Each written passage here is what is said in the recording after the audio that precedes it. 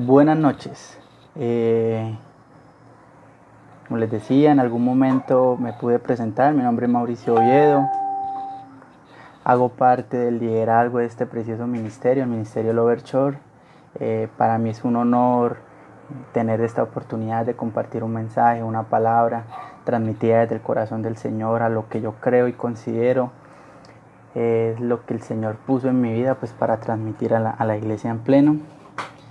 De antemano pues los saludo de mi parte, de parte de mis pastores, de parte del ministerio, a cada una de las personas que se está conectando en esta hora, a las familias que se están reuniendo en pos de esta transmisión, a cada uno de los miembros de este ministerio y aún así pues a las personas que por misericordia y gracia del Señor han tenido la oportunidad de compartir y de saber quién es Jesucristo en nuestras vidas.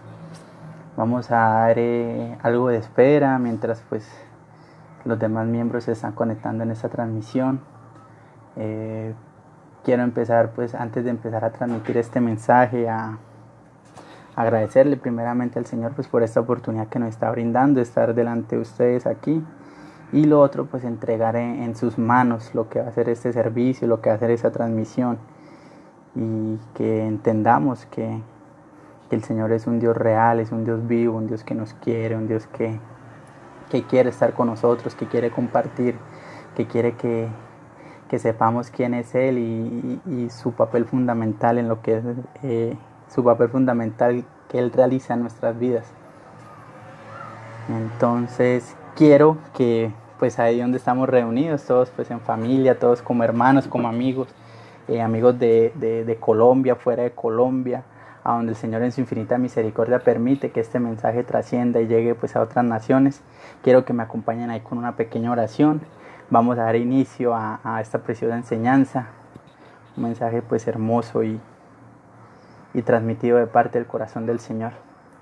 Entonces ahí donde están les pido de pronto que se cierren sus ojitos, se tomen de la mano con su familiar, con sus hermanos, con sus amigos y entreguemos este servicio en las manos de Dios.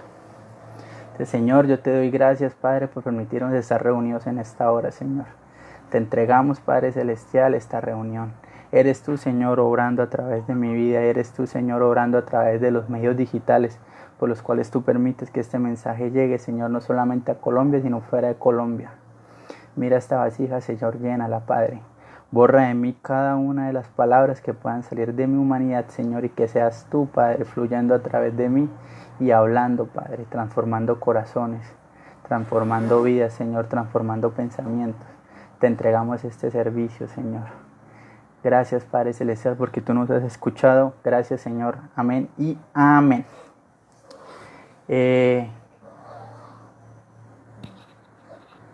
Espérenme que tenía un error acá. Listo. Entonces, como les decía, hoy vamos a desarrollar una temática, pues vamos a como tema introductorio a revisar ciertas cuestiones que nos están pasando en este momento y lo que podemos nosotros evidenciar en este tiempo de cuarentena y de pandemia, donde el Señor pues ha permitido que cada uno de nosotros esté, si no aislado dentro de sus casas, nos ha quitado pues muchos de los afanes que teníamos en el día a día, nuestro trabajo, nuestras preocupaciones, muchos de aquellos dioses que teníamos pues delante de Él, y nos ha permitido pues expander el mensaje a través de estos medios digitales y aún así conocer algo más de lo que el Señor ha hecho en nuestras vidas. Pero bueno, también hay una contradicción que nosotros pues podemos revisar y así como los mensajes buenos se han masificado, como los mensajes de edificación han tenido pues un trayecto un poco más amplio, un espectro de cobertura un poco más lejano. Asimismo también hemos encontrado diferentes tendencias filosóficas que a la luz de la palabra son corrientes erróneas, que a la luz de la palabra pues nos están llevando a equivocar el camino de lo que en verdad el Señor quiere hacer con nosotros y nuestro Dios quiere que nosotros aprendamos a través de su escritura. La palabra revelada, la palabra escrita pues que tenemos nosotros en el libro que conocemos como la Biblia. Entonces, partiendo de esa plataforma, quiero explicar unos temas que si bien no me preocupan mucho, pero sí me causan cierta duda a su vez que los estamos tratando y que podemos desarrollarlos de una mejor manera. Entonces ¿quién es Jesucristo? ¿Qué es su obra redentora? Cristo, pues como muchas de las personas que escuchamos en este momento, es una filosofía, o Cristo en realidad es el Hijo de Dios, o Cristo pues simplemente fue un profeta que en su momento pues fue muy importante, llevándolo al nivel de profetas de la antigüedad como Elías, Eliseo, hombres de Dios como Moisés. Entonces quiero que revisemos más a profundidad quién es la figura de Jesucristo y qué es el cristianismo en esta época. Entonces vamos a partir desde el principio judío. Para los judíos, ¿qué es un Mesías? ¿Qué es el Mesías? Que aún así, pues el pueblo judío, el pueblo escogido de Dios, aún así no tuvo la sabiduría o la libertad espiritual para entender entender la magnitud y la dimensión de lo que fue Jesucristo. Lo vieron caminar, lo vieron recorrer sus tierras, vieron hacer sus milagros, vieron hacer todas sus grandes proezas, pero aún así no confiaron en que él fuera el Mesías. Aún así, pues sus líderes religiosos fueron los encargados en primer plano de gestar su ejecución en la cruz del Calvario. Entonces me tomé esta parte, lo estuve buscando y estuve estudiando, y el Mesías en el judaísmo es, ¿cómo lo consideran ellos? Es el ungido. Tradicionalmente hace referencia a un futuro líder, un rey judío proveniente de la línea davídica, es decir, un descendiente directo de David, quien será ungido y por consiguiente el ungido del pueblo de Israel, investido para gobernar tanto el pueblo judío como el resto de la humanidad. Estaría involucrado en la liberación del pueblo judío del exilio por el mundo, y ello daría paso a la tan esperada era mesiánica, donde todas las naciones reconocen a Dios de Israel como soberano y reinan la paz y la justicia. Algo que es lo que quiero que revisemos más a profundidad. El Mesías, hablándolo en el contexto del pueblo judío, será el más grandioso líder y genio político de la historia. Asimismo, será el hombre más inteligente que haya vivido. Usará esos extraordinarios talentos para promover una revolución mundial que traerá justicia social perfecta para toda la humanidad, e influirá a todas las personas para que sirvan a Dios de todo corazón. Será una persona normal, hijo de padres normales, incluso es posible que ya haya nacido. Esto es traído primeramente de un blog judío que tuve la oportunidad pues de revisar. Entonces, palabras más, palabras menos, podemos ver que el pueblo judío aún así no considera que Jesucristo fue el Salvador, que Jesucristo fue el Cristo, que la obra impresionante de salvación hecha en el Calvario, pues no, nada tiene que ver con ellos. Porque sea en este momento o sea hace 2000 años, ellos lo que están esperando era un líder religioso, político, que moviera masas, un líder militar, alguien influyente, alguien de carácter, alguien de autoridad, no la autoridad espiritual pues que vino a ejercer el Señor en el momento que estuvo, pero sí, lo que estaban buscando era a grosso modo un líder revolucionario que gestara la libertad en ese momento pues del pueblo romano, y aún así los estableciera como una nación y estuvieran pues firmes, plantados como nación santa y perfecta que son, porque pues no podemos dejar de lado que el pueblo de Israel es el pueblo escogido del Señor, de Dios Padre, pero que aún así, siendo el pueblo escogido de Dios Padre, rechazaron al Dios Hijo. Entonces ahora ya vamos a revisar los apartes bíblicos. Eso en grosso modo es lo que envuelve lo que es el judaísmo, cree en nuestro Señor Jesucristo. ¿Qué nos dice Lucas capítulo 9 versículo 18 al 20 en traducción al lenguaje actual? ¿Quién es Jesús?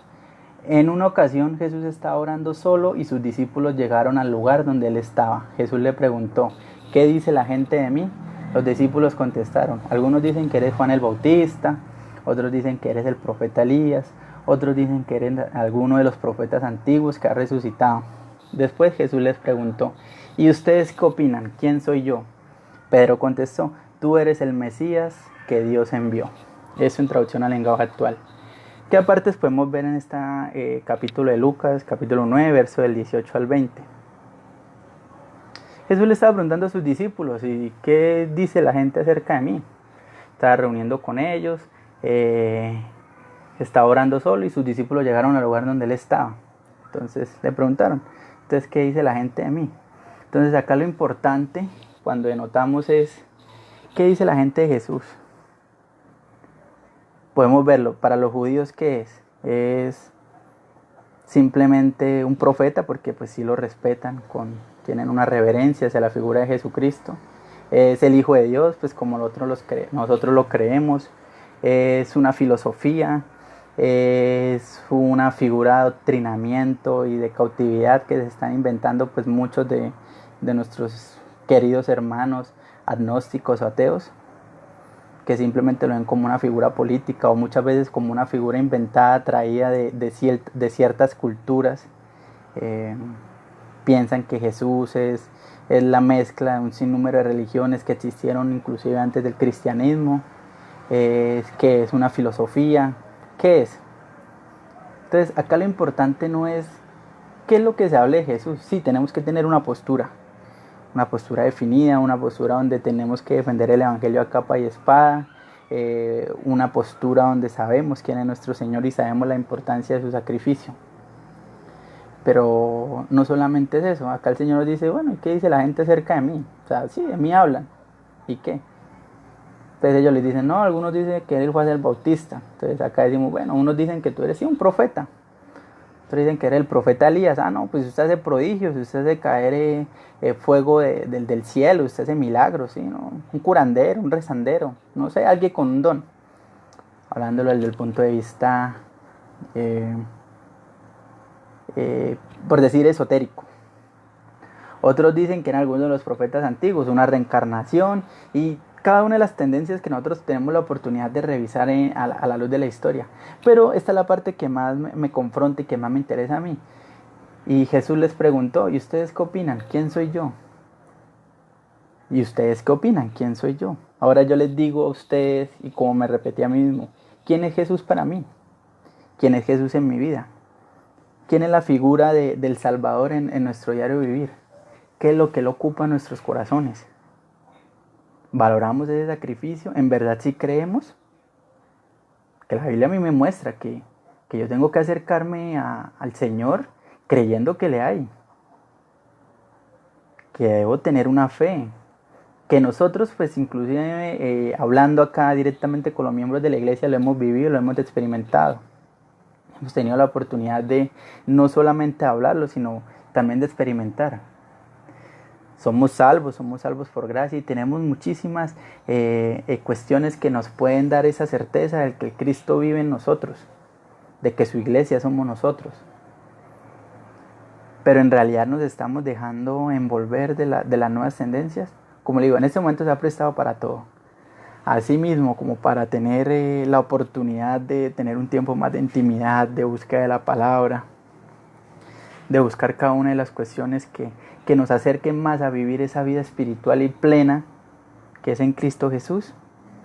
Pero también hemos visto otras corrientes, donde si los ovnis, donde si las religiones antiguas, las religiones babilónicas, donde muchas otras tendencias están distorsionando cada una de las cuestiones que está pasando. Donde hemos visto plataformas como Netflix que lo pintan de una manera afeminada, donde vemos que el cristianismo se ha convertido ya no en ese faro o esa institución que se encarga de influenciar en la sociedad, que se encarga de hacer cambiar a las personas para bien, que se encarga de realizar ese cambio intrínseco que tiene que sufrir el pueblo o nosotros como Colombia o nosotros como nación o nosotros como mundo, sino ya lo estamos tergiversando, montándonos en una tendencia donde nos estamos encaminando hacia una tendencia inclusiva, donde lo puedo decir con profundo respeto, donde hace unos días escuché a alguien de autoridad de una religión en específica decir que en ningún momento Dios castiga o la Biblia cuestiona los temas de homosexualismo. Obviamente yo tengo que decir acá abiertamente, no somos homofóbicos, respetamos a nuestros hermanos, oramos por ellos y quiero decir que la iglesia es un lugar para que vengan y empecemos a vivir ese cambio, a vivir ese arrepentimiento y esa mejora continua.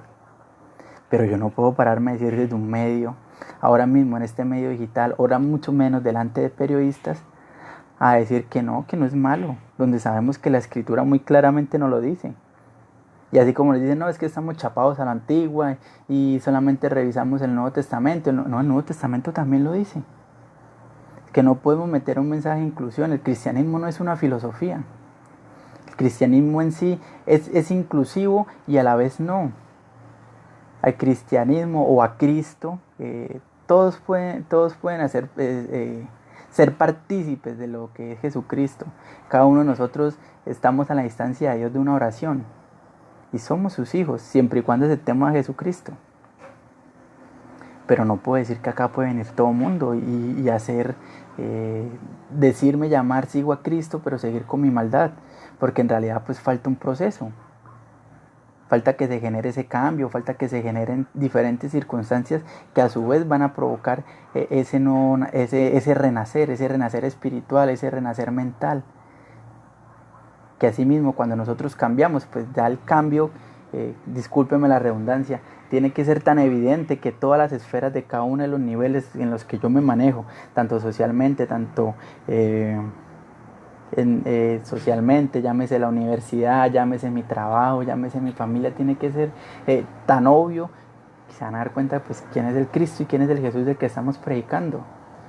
Y la pregunta es, ¿y nosotros qué opinamos? ¿Quién es Jesús? ¿Es filosofía? ¿Es un personaje inventado, recortado de muchísimas religiones? ¿Es en verdad mi Salvador? ¿Es en verdad mi Redentor? Porque yo la tengo muy clara, para nosotros es nuestro Redentor, para los miembros de la iglesia, para cada una de las personas que tiene la oportunidad de escucharme en esta noche. Quiero decirle que el Señor Jesucristo es nuestro Redentor, que su sacrificio fue perfecto, que su sacrificio nadie lo podía haber pagado. Quiero que atesoremos eso, quiero que valoremos cada una de sus enseñanzas. Los insto, los confronto, los reto a que sepamos quién fue Jesucristo, a que miremos a través de la luz que nos muestran las escrituras quién fue Él. Tiene 4 biografías y aún así de Génesis, de Apocalipsis, hay muchísimas referencias que nos muestran quién fue Jesús, desde el momento que fue profetizado, desde el momento de su obra redentora, cada una de las cuestiones. Y para nosotros quién es, y cómo lo buscamos, y cómo estudiamos, y cómo nos preparamos. Eso es un punto de inflexión donde debemos ser acertados y debemos ser muy firmes a la hora de tomar una decisión. En el momento que decidimos acoger el cristianismo, hablándolo acá en todas las esferas interdenominales, llámese como sea, el cristianismo es eso, la creencia en Cristo. Pero en realidad seguimos sus enseñanzas, en realidad miramos cómo fue Él, en realidad tenemos un compendio de cada una de las cosas que es, o solamente nos quedamos con la versión que nos venden en las películas, la versión que nos vende Hollywood, la versión que muchas veces nos mostraron, y aún así sin querer pues crecimos la gran mayoría viendo un Jesús europeo con el pelito largo, que era un señor todo buena gente que iba sanando a las demás personas y ya. Y reducimos a Jesucristo solamente a eso, al curandero que hacía milagros. Y no, Señor es muchísimo más que eso. Pero sí los invito a que revisemos muy juiciosos qué es lo que Él quiere hacer con nosotros. Salmo 119 al 160 nos dice: la suma de tu palabra es verdad, y eterno es todo juicio de tu justicia. No podemos partir generando un juicio de valor de lo que es Jesucristo si no hemos visto, no hemos leído el total o el englobe máximo de las Escrituras. Si no miramos y entendemos que nuestro Señor Jesucristo pues fue judío. ¿Qué enseñaba el judío? ¿Qué practicaba? ¿Cómo vivía? Cada una de sus actuaciones y cada una de las enseñanzas, ¿a qué iban dirigidos? Es muy complicado. El Cristo que yo les quiero predicar es un Cristo que es amor, que es paz, que es manso, porque Él mismo le dice: aprendan de mí que soy manso y humilde de corazón. Pero aún así fue confrontador, volteó la mesa del patio de los gentiles y hizo muchísimas cosas, confrontaba. No perdió una sola con los fariseos, no, pues cómo va a perder, era Dios mismo.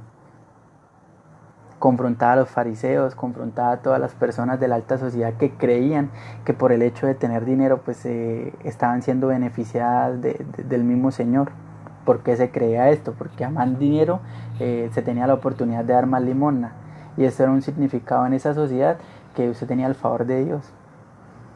Y Él vino y nos enseñó: y el reino de los cielos es de los humildes, el reino de los cielos es de los niños, el reino de los cielos es de todo aquel El que quiera ser más grande en el reino de los cielos tiene que servir. Unas enseñanzas completamente diferentes. Y ojo, no estamos hablando de ese Jesús pobrecito, de que venga, yo lo necesito a usted, recíbame en mi casa. No, nosotros somos los que necesitamos de Él. Dios sigue siendo Dios. Jesús va a seguir siendo Jesús. Del Espíritu Santo, pues, ustedes se imaginarán. La Santísima Trinidad en todo su esplendor y en todo su poder va a seguir siendo igual. Y nosotros somos los que necesitamos de ese Dios. Nosotros somos los que necesitamos de ese cambio. Nosotros somos los que necesitamos conocer, y más en este tiempo. Quiero venir a transmitir un mensaje de esperanza y quiero decirles de parte del Señor. Todas las preocupaciones que tengamos, cada una de nuestras aflicciones, cada una de nuestras preocupaciones, lo único que tenemos que hacer es entregárselas a Jesucristo, arrepentirnos de corazón, y se van a dar cuenta cómo es que inmediatamente van a notar la diferencia. ¿Tienes un problema? Le presento a mi Jesús. Si no le sirve, ahí veremos. Pero lo que quiero decir, aquí está el Señor, aquí está el Cristo, aquí está el Espíritu Santo, el solucionador de todos sus problemas. Aquel que quiere derramar bendiciones en cada una de nuestras vidas. Lo único grave es que nosotros no le estamos permitiendo la entrada a nuestras vidas. Lo único grave es que no queremos cambiar. Y lo grave es que nuestro orgullo no nos deja vivir eso. No seamos como los judíos. No nos volvamos como el pueblo judío. Y lo digo con profundo respeto. Que lo vieron caminar con ellos, lo vieron hacer milagros, y aún así decían que sus milagros los hacía en nombre de Belcebú. No seamos como ellos. Abramos nuestros ojos. Tengamos la oportunidad de vivirlo. Veo ahora mismo con mucha preocupación en redes sociales cómo se burlan. Y bueno, lo único que nos queda es orar por ellos, pero también sentar una posición clara. Hay muchísimas muchísimas marchas del movimiento, como digo, y lo hablo con profundo respeto, no somos homofóbicos, quiero dejar eso muy claro. Hay marchas de muchos movimientos de minorías que salen a las calles, se despelucan, rayan, mueven, desbaratan, pelean por sus derechos, y aún así pues tienen su cometido, consiguen lo que quieren. Y ahora luego nosotros, como decía mi pastor en algún momento, no hacemos una marcha para decir que el Cristo en nosotros es el Cristo verdadero. No la hacemos. Nos duele, nos da pereza. No nos van a decir locos. Pues muchachos, quiero decirle con completa certeza que es preferible que nos llamen locos a que perdamos nuestra salvación por no hacer lo que nos compete, que es evangelizar. Seguimos más adelante. Tenemos tan desdibujada la imagen de Jesucristo en nuestros momentos y en nuestras vidas, que aún así, en su momento, sus mismas actuaciones hicieron dudar o no poner en duda de que Jesús era el Mesías, pero sí dejaron fuera de base a un gran hombre del Señor. Es más, aquel que venía anunciándolo, que fue Juan el Bautista. Mauro, ¿que dónde sale eso? Vamos a revisarlo. Mateo capítulo 11, versículo del 1 al 6. Vamos a leerlo en palabra de Dios para todos. Jesús y Juan el Bautista, cuando Jesús terminó de darles instrucciones a sus 12 seguidores, se fue ahí a otros pueblos de Galilea a enseñar y anunciar el mensaje. Cuando Juan el Bautista estaba en la cárcel y escuchó lo que hacía el Mesías, le envió un mensaje con sus seguidores. Ellos le preguntaron a Jesús: ¿eres el que iba a venir o debemos esperar a alguien más? Jesús le contestó: vayan y cuéntenle a Juan lo que están viendo y oyendo. Los ciegos ven, los cojos caminan, los leprosos son sanados, los sordos oyen, los muertos resucitan, y a los pobres se les anuncia la buena noticia. Afortunado el que no dude de mí. En el verso 3 vemos una particularidad. Dice: ¿eres el que iba a venir o debemos esperar a alguien más? Juan había presentado a Jesús como aquel que traería juicio sobre todos nosotros. ¿Qué es lo que pasa? Volvemos al mismo escenario judío. Cuando se hablaba del Mesías, cuando se hablaba de este Redentor, volvemos a lo que yo tuve la oportunidad de explicar apenas empezando el mensaje. Ellos están esperando un líder político, alguien que venga a juzgar a todos aquellos que han sido rebeldes o en algún momento han tenido prejuicios sobre el pueblo judío. Estaban esperando, me atrevo a decir, un general, estamos esperando un rey, y así. La figura más clara para revisarlo es lo que fue el rey David. inclusive están esperando que ese mismo Mesías venga del linaje de David. Y Juan mismo había dicho, lo dijo en Mateo capítulo 3 verso 12, el que viene después de mí separará a los buenos de los malos, a los buenos los pondrá a salvo, pero a los malos los echará en el fuego que nunca se apaga. Entonces el mismo Juan el Bautista, ese que estamos hablando, que iba delante del Señor abriendo camino, que era el profeta escogido para bautizar en ese momento, está diciendo que el que viene después de mí, pues iba a separar a los buenos de los malos, iba a separar el trigo de la cizaña. Y a los buenos pues los iba a salvar, obviamente, que es la promesa que nosotros tenemos, y a la gente mala, a la gente impía, a la gente perversa, a la gente que le gusta hacer lo malo, pues los iba a echar al fuego que nunca se apaga. Cuando lo vemos en ese contexto, en ese momento, Juan lo que estaba era esperando que Jesús viniera con tal momento de revolución, con tal momento de un sacudón social, al mismo estilo que nosotros podemos hablar acá de lo que fue la independencia de Colombia. Él no estaba esperando a ese Mesías, a ese líder espiritual, ese que viniera a darle una nueva visión a la enseñanza. Estaba esperando pues prácticamente, si me permiten, con permiso y con la debida diferencia, estaban esperando pues a Simón Bolívar, un libertador, un revolucionario, un guerrerista. Pero en sí tuvimos un revolucionario de las escrituras, que vino a mostrar directamente qué era lo que se quería transmitir, qué era lo que se quería enseñar en la ley, y que ahora en este momento, viéndolo desde los ojos de Jesús, vemos la gran importancia de lo que es revisar ahora la escritura, no solamente de la parte literaria, sino de la parte espiritual. Porque volvemos al mismo tema de siempre, de nada nos sirve conocer la letra, de nada nos sirve conocer la ley, de nada nos sirve ser muy sabios, muy doctos, muy conocidos de la escritura, si a su vez no practicamos cada una de sus enseñanzas, si a su vez no mostramos paciencia, si a su vez no mostramos benignidad, si a su vez no mostramos ese amor que nos pide Cristo que tengamos con nuestros hermanos, con nuestro prójimo, y que aún así transmitamos y podamos convertir pues a las demás a lo que nosotros estamos viviendo ahora, a que conozcan al Señor que nosotros ya conocemos. Entonces Juan en su momento también pensaba lo mismo, y no estamos poniendo en duda la fe de Juan el Bautista, porque pues la escritura nos denota la gran importancia de este líder religioso, nos denota de su llamado, nos deja ver muy en claro lo que él fue a través de lo que pudo vivir ministerialmente Jesús y de lo que él hizo antes que él. Pero aquí podemos ver una comprensible confusión de Juan. Pues mientras él estaba en la cárcel, pues normalmente él estaba encerrado, no solamente escuchaba, él de pronto estaba esperando. Me llega la noticia que empezó el juzgamiento del Mesías.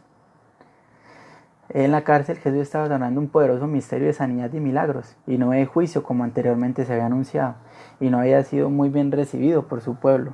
Normalmente cuando se espera el Mesías, hablándolo nuevamente en los términos judíos, se está esperando a ese amado, a ese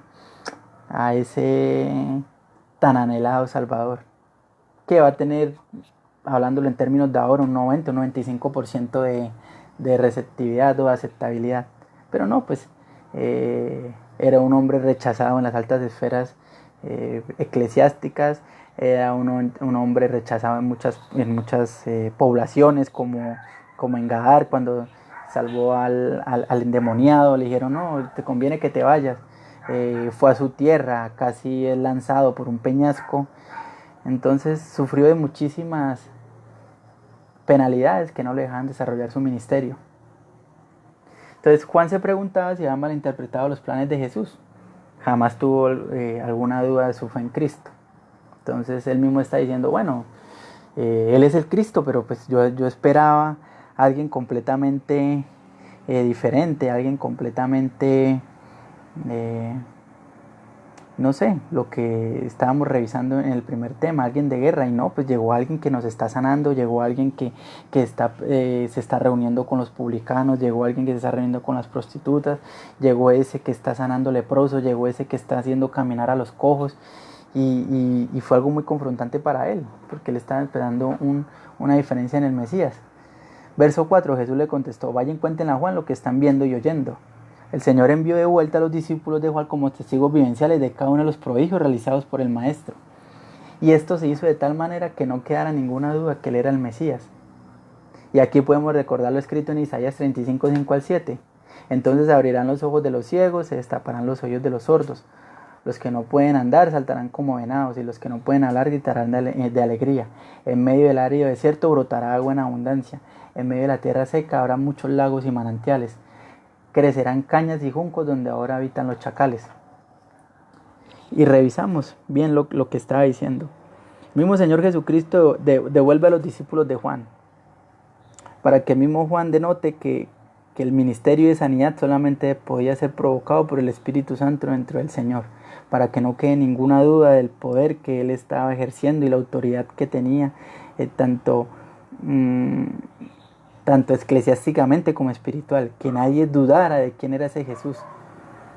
Y así mismo, y lo notamos en alguien supremamente espiritual como Juan el Bautista, en alguien que tuvo la oportunidad de bautizarlo, en alguien que desde el principio de las Escrituras se conocieron cuando estaba en el vientre de su madre Elizabeth.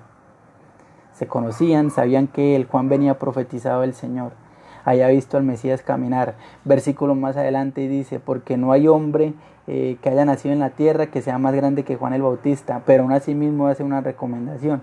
Digo, pero el más pequeño de los reinos de los cielos es más grande que Juan el Bautista, denotándonos pues la gran dificultad que tenemos a la hora de alcanzar nuestra entrada al cielo. Y con esto quiero que tengamos algo muy en claro, que podamos revisarlo, ¿verdad?, a profundidad, y que podamos confrontarnos. ¿Quiénes somos nosotros? ¿Somos los judíos, que para nosotros todavía no existe un Salvador? ¿O somos de pronto como Juan, que sabemos que existe el Salvador, lo vemos hacer milagros, pero aún así nos desconcierta? Y nos desconcierta de pronto en su momento Juan, porque no tuvo la oportunidad de tener la escritura pues ya desarrollada, ya revelada, ya escrita. Pero nosotros ya tenemos la Biblia. Nosotros no podemos desconocer cada uno de esos temas. O tercero, o definitivamente somos pertenecientes a ese grupo de agnósticos, somos pertenecientes a ese grupo de ateos, o somos ese grupo pequeño de cristianos que solamente nos tomamos una parte, un pequeño fragmento de la Biblia y no lo desarrollamos. Que como decía el Salmo, decía, la suma de tu palabra es la que nos trae la verdad, donde no desenglobamos qué es lo que está escrito, donde no desarrollamos ese hábito de búsqueda, donde no desarrollamos ese hábito de cambio, donde no desarrollamos hábitos de un perdón permanente. Discúlpeme, soy algo afectado a la garganta. Entonces, ¿quiénes somos nosotros? ¿Somos sus seguidores? ¿Qué creemos que nuestro Señor es?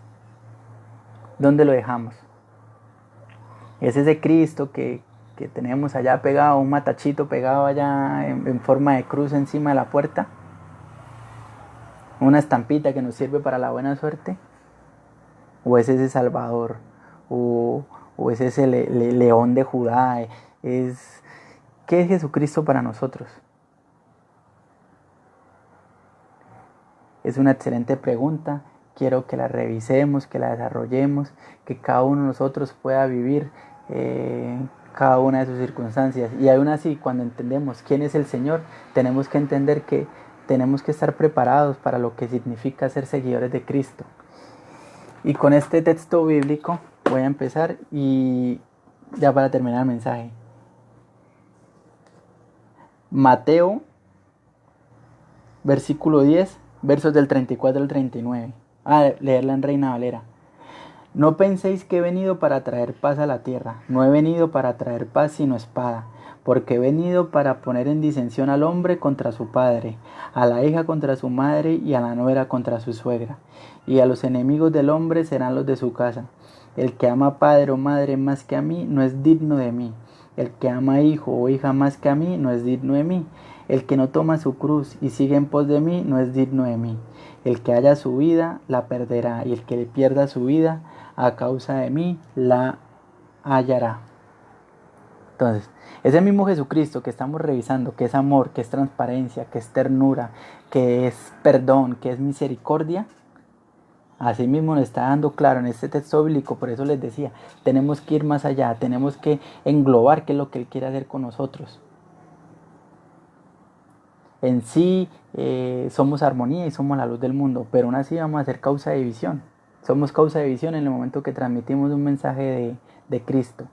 Aún así, hagamos un ejercicio en redes sociales, compartimos algo de cristianismo. Estoy seguro que en un 70% de las personas que tenemos agregadas no les va a causar gracia, no les va a gustar.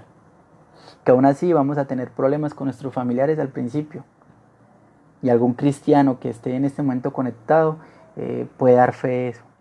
Y si no le ha pasado, entonces es que algo grave estamos haciendo y no estamos siendo seguidores de Cristo. El hombre contra su padre. No estamos hablando acá de dejar de violar el mandamiento que dice que tenemos que honrar a nuestro padre y a nuestra madre, jamás. Pero sí que vamos a tener que tomar ciertas decisiones. O es nuestra fiesta o ir a la iglesia. O es quedar bien con mi mamá o quedar bien con el Señor. Coloquialmente, o me tomo este traguito para quedar bien con mi familia, o no me lo tomo, pues por quedar bien delante no de un líder, no delante del pastor, no delante de un sacerdote, es delante del Dios mismo. Los enemigos del hombre serán los de su casa. El que ama a padre o madre más que a mí no es digno de mí. O a hija más que a mí no es digno de mí. Y es algo muy confrontante. En algún momento yo tuve la oportunidad de revisarlo en un congreso, donde una pastora muy influyente estaba diciendo, digo, ¿cuál es nuestro primer lugar? Y volvemos a lo mismo. ¿En qué lugar tenemos nosotros a Dios? Puedo decirlo por mí, el que me conoce sabe, tengo 2 niñas. Y estoy completamente seguro que en el momento que yo me desvíe, que en el momento que algo pase, el Señor puede disponer de ellas, tanto para bien o para mal. Y es duro pensarlo. Y mis hijas, con todo el amor que yo les tengo, no pueden ser lo primero delante de Él. Él tiene que ser lo primero. Obviamente, si yo lo pongo a Él de primero, Él va a cuidar a mis hijas.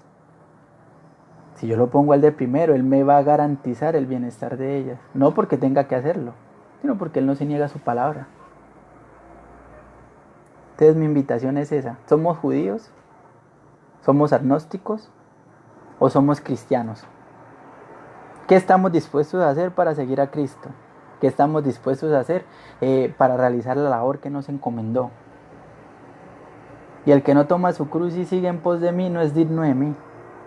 Si no tomamos sus cargas, si no tomamos esa actitud de cambio, esa actitud de reflexión, por eso es que decimos que normalmente morimos al hombre viejo y nacemos de nuevo, y nacemos y colgamos nuestras malas costumbres en la cruz del Calvario. Si no tomamos esa cruz, si no tomamos una actitud de cambio, no estamos haciendo nada.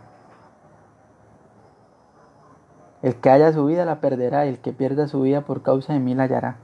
Estamos en plena pandemia COVID-19, vemos muchísimas cuestiones, muchísima diferencia. Gobiernos que no comparten con que se abran los sitios de religiones cristianos, llámese en iglesias, sinagogas, no comparten que nosotros nos podamos reunir y podamos alabar a nuestro Dios. Y yo digo, cuando yo vengo a la escritura, ahora no les estoy diciendo que salgan todos al centro sin tapabocas y a exponerse, pero el Señor dice que haya su vida la perderá, y que la pierda por causa de mí la hallará. No estoy incitando un suicidio masivo, es que muchas veces somos muy miedosos, porque vemos que el Dios que sana un cáncer, el Dios que sana un SIDA, un Dios que hace a la mujer infértil fértil, y tenemos aún así más miedo de una plaga, tenemos más miedo de una enfermedad, no demeritando lo que es esta enfermedad, y como le digo, lo hablo con profundo respeto y guardando la debida distancia. Pero ¿acaso mi Dios no es más grande que esta situación? ¿Acaso mi Dios no es más grande que la depresión que estamos pasando en este momento por estar encerrados? Digo, ¿acaso mi Dios, acaso mi Jesús no es más grande que unas goticas o un virus que está pues por ahí deambulando de persona en persona? ¿Acaso mi Dios no es más grande por la situación adversa que podamos pasar? Por eso los invito, revisemos cuántas situaciones adversas tuvo que pasar el pueblo de Israel. Y ha seguido pasando. Y alguien que vea noticieros o alguien que revise algo de historia se da cuenta, es un pueblo que sigue siendo azotado. Y aún así, sin conocer al Jesucristo que nosotros conocemos, han salido adelante. Solamente con la promesa que tuvieron a través de Abraham. Que aparte nosotros tenemos la promesa de Abraham y tenemos la promesa del Mesías, de mi Jesús. Entonces, ¿por qué tenemos miedo? ¿Por qué no tomamos nuestra cruz y lo seguimos? ¿Por qué no aprendemos a conocer a ese Cristo? ¿Por qué no aprendemos a conocer al Espíritu Santo? ¿Por qué no empezamos de verdad a vivir una vida cristiana agradable a los ojos de Dios? Una vida de conocimiento, una vida chévere, de sabiduría, una vida donde no les voy a garantizar que va a ser un 100% libre de problemas y de líos, pero sí una vida que vale la pena vivir. Y no solamente porque la hayamos acá, sino que nos espera una hermosa eternidad. Ahora los invito, en este momento, revisemos Apocalipsis, sin miedo, con muchísima relación y con muchísimo respeto, pues hay que saber interpretar este libro.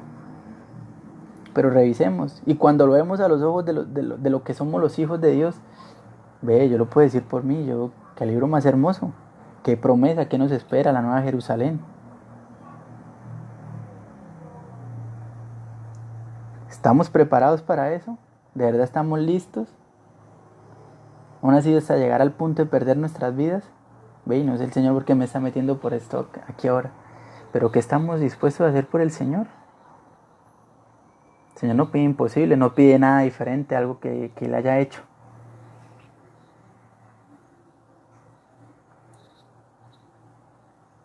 Es un excelente mensaje, es una excelente reflexión.